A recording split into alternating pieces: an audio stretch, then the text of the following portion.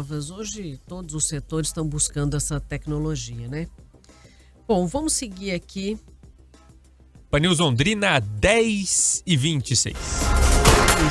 Vamos seguir falando um pouco de eleições, né, do calendário, porque além do fundão eleitoral de quase 5 bilhões de reais, os candidatos podem ter recursos extras vindos de vaquinhas virtuais. Os pré-candidatos que vão disputar as eleições de outubro estão autorizados a realizar campanha prévia de financiamento coletivo, modalidade conhecida como vaquinha virtual.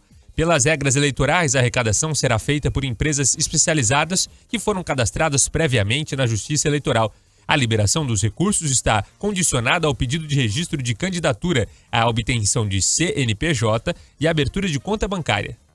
Bom, os recursos arrecadados com as vaquinhas são um complemento para os virtuais candidatos, já que estão garantidos quase 5 bilhões de reais para os financiamentos eleitorais. Nós estamos recebendo aqui no nosso estúdio o cientista político, professor Mário Sérgio Lepre. Prazer em recebê-lo. Bom dia a todos. Bom dia, Raquel. Bom dia, Vinícius. É um prazer. Bom, o nosso debate aqui, a nossa conversa hoje são sobre esses recursos aí do fundão. Aparentemente, quando a gente fala em 5 bilhões, todo mundo fala, mas é mais do que necessário, por que eu vou precisar de uma verba extra, né? Mas vamos entender um pouco como é que funciona essa distribuição de recurso, né? Quanto que vai para cada partido, como é essa divisão e como o partido pode dividir esse dinheiro entre os candidatos. Bom, esse recurso do fundão eleitoral é um recurso que vai para o partido dependendo da bancada. Então, por exemplo, depende de quantos deputados federais o partido elegeu em 2018. Então, está vinculado exatamente à eleição passada, né? Por isso que você teve a fusão do PSL com o DEM e virou União Brasil, que é o partido que vai abocanhar a maior fatia, né, desse recurso, que é um recurso que foi inserido na legislação por conta da decisão do Supremo que retirou o financiamento privado, né? Então, o financiamento privado de campanhas por empresas, né? Não que não haja um financiamento privado, existe, mas de acordo com o CPF. Então, eu posso doar, por exemplo.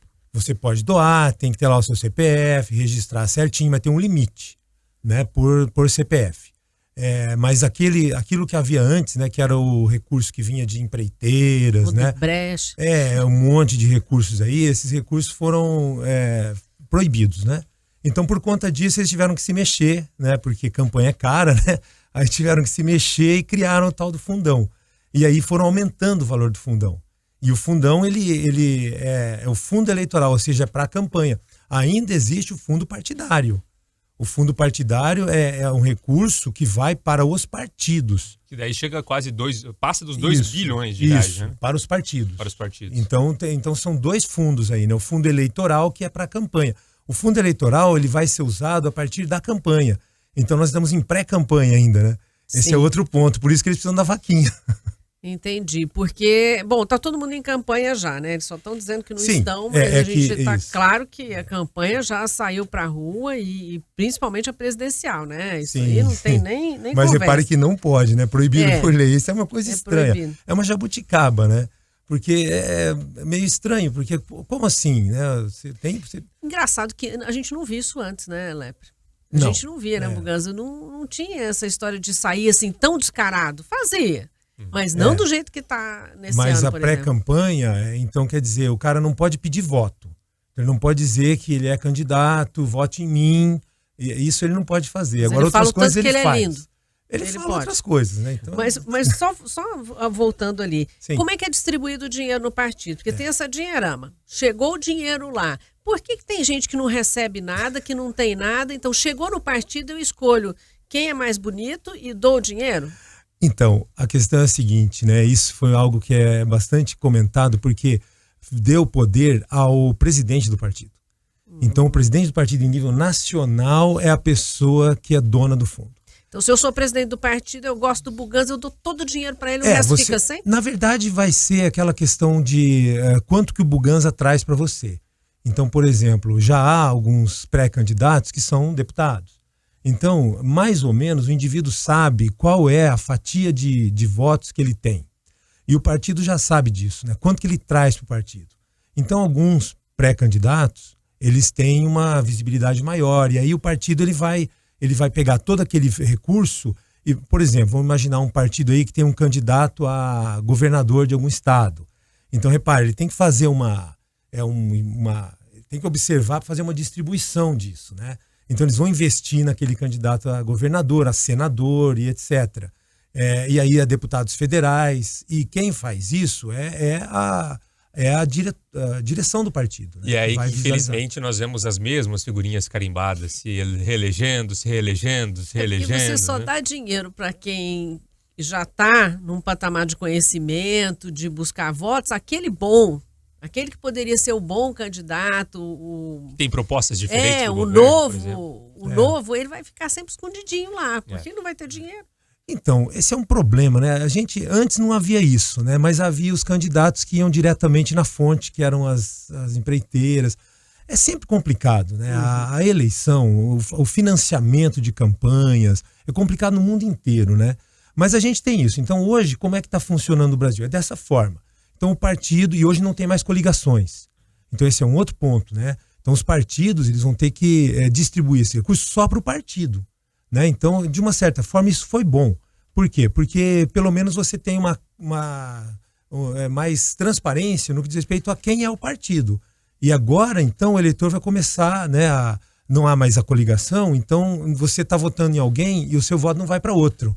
Pelo menos isso é algo auspicioso, né? Uhum. Mas o financiamento, realmente, a gente precisa tentar ainda fazer algo melhor. Isso não é aquilo que seria o ideal, a gente sabe disso, né? E a questão da concentração do recurso no partido dá uma força muito grande àquele que é o presidente do partido. Então, ele controla todas as bases nos estados, etc. e tal. Então, tem um recurso do nacional, vai vir um recurso para estadual, e do estadual para o municipal. E o municipal tem que estar organizado. Se não tiver organizado no TSE, no TRE aqui no caso, né? Se não tiver o diretório certinho, com tudo, sem nenhum passivo anterior, o partido vai ter dificuldade localmente em receber esse dinheiro. Só para entender melhor, Lepre, a gente não tem mais as coligações, mas tem agora a formação de federações partidárias, né? Foi o nome que foi dado e aprovado até pelo TSE no final do ano passado. Sim. Né? O que muda? As federações, elas devem seguir juntas até o final da gestão? Exatamente.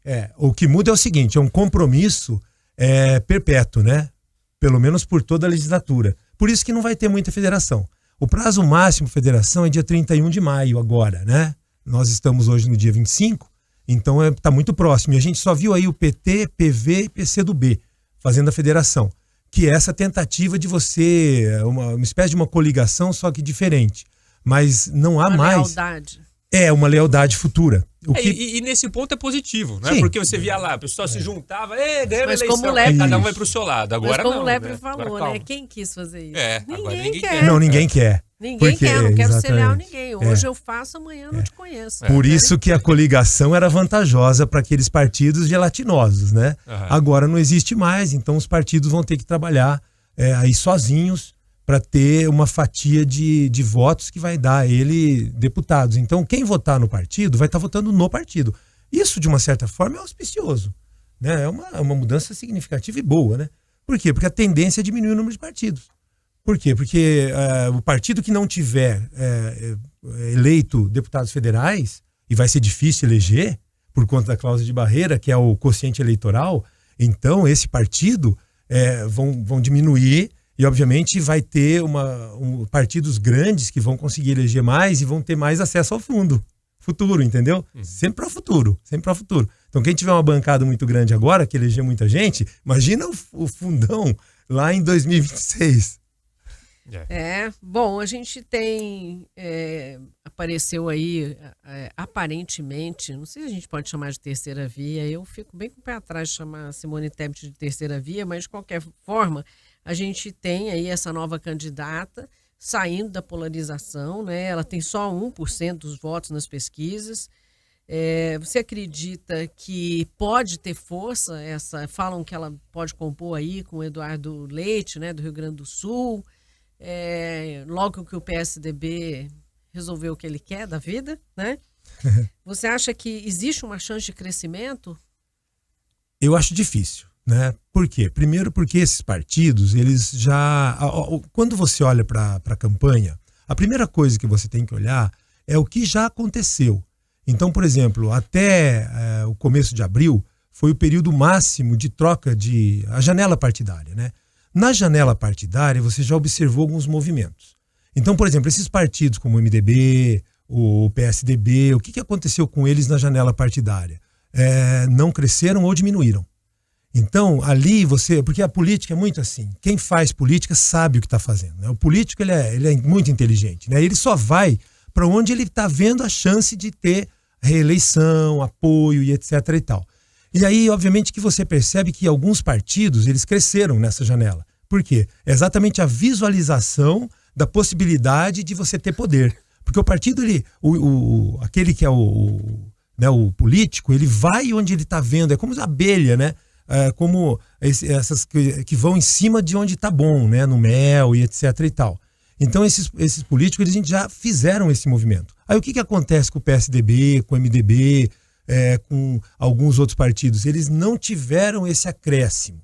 Aí você já sentiu que o político ele já não está colocando fé, né, no próprio partido. E aí, quando você tem essas candidaturas que vão tentando ser costuradas, aí você olha para o partido e fala assim, tá, mas o partido inteiro está com a candidatura? Aí você observa que não. No caso da Simone Tebet, por exemplo, o MDB do Nordeste, com o Renan Calheiros, com o Início Oliveira, estão apoiando o Lula. Aqui o MDB no Rio Grande do Sul, aqui no Paraná, você percebe uma direção para o Bolsonaro. O PSDB está estranho. Por quê? Porque não me parece que o João Dória, talvez alguns erros aí, mas a gente não vai falar sobre isso, mas o fato é que o partido está, assim, não sabe qual a direção tomar. Então vamos ver o que vai acontecer com a Aécio Neves, e exatamente a direção desse pessoal vai ser na direção que eles vão entender que é aquela do poder. Então é muito difícil você criar uma terceira via ali que agregue. Por quê? Porque você já não tem essa agregação. Uhum. Então é muito perceptível isso hoje. Partidos, né? Os próprios partidos. Então o MDB, quem é o MDB? Né? E aí, quem vai estar com a Simone Tebet no próprio MDB? E aí foram 4 anos para tentar se criar uma terceira via, faltam 4 meses. 4 meses para a eleição. E você acha que em 4 meses vai se criar força? E também tem um outro detalhe, né? As pessoas acabam votando em pessoas. Sim. Também. Eu nunca vi no Brasil a pessoa falar, eu vou votar no PSDB, eu vou votar no PT. Não, eu vou votar no candidato X. Né? A opção normalmente é por pessoa. E aí você já tem, né, um grupo eu diria assim, você tem 30% do eleitorado brasileiro que está com o Bolsonaro. E você tem uns 30% com o Lula. Esse é um eleitor que a gente diz assim, sólido, que não vai ir para lá e para cá. Agora você tem 40%. Aí a terceira via fala assim, não, eu quero esse 40%. Só que esse 40% é um eleitorado que ele está lá vendo o que está acontecendo, se a inflação está subindo, se está tendo emprego. Então é um eleitorado que por exemplo, se você tem uma economia um pouquinho melhor, numa direção mais, está tendo emprego, está tendo um certo desenvolvimento, é o feel good, é aquilo que ele está sentindo. Então é esse feel good que vai, por exemplo, indicar governo. Tá certo? Então, o governo tem muita chance de ser reeleito quando o feel good tá bom. Então, quando você fala assim, tá. Então, é isso que a campanha vai mostrar. Tô confortável, não tem confortável, inflação, o preço da gasolina é bom. Na verdade, o indivíduo ele vai fazer esse cálculo, né? Então, aquela coisa, olha, e é claro, né? Um indivíduo que ele pensa, mas ele também raciocina. Então, ele percebe, né? O que passou pelo país, né? Como é que está a situação mundial. Então, muita gente faz cálculos nessa direção. Sim. E aí vão se encaminhar basicamente dentro dessa faixa. Então, dificilmente você teria uma terceira via que conseguiria agregar tão rapidamente esses 40%. Existe 40% que é flutuante. Eu acredito que sim. Mas como esse 40% vai todo para a terceira via? Então, é muito estranho isso aí, né? Porque você já tem a consolidação em 2 blocos. E aí, então, a tendência é o quê? É esse 40% se dividir. Então, vem para cá e vai para lá. E aí você pode ter uma eleição presidencial definida no primeiro turno.